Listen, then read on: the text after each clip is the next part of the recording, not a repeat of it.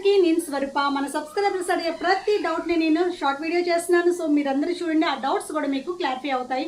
ఇది ఒకరికి మాత్రమే కాదు, చాలా మందిలో ఇలాంటి డౌట్స్ ఉంటాయి కదా. సో అందరూ చూస్తే కనుక ఈ డౌట్స్ అన్నిటికీ మీకు ఒక క్లారిటీ వస్తుంది. సో సాత్విక గారు అడుగుతున్నారు, ఫ్యామిలీ మొత్తానికి ఇయర్లీ ఎంత ప్రీమియం ఉంటుంది, 20 lakhs లోపు అని చెప్పేసి అడుగుతున్నారు అనమాట.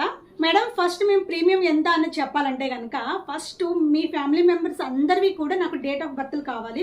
సో అలా ఫుల్ డీటెయిల్స్ ఉంటేనే మేము ప్రీమియం ఎంత అన్నది చెప్పగలం అనమాట.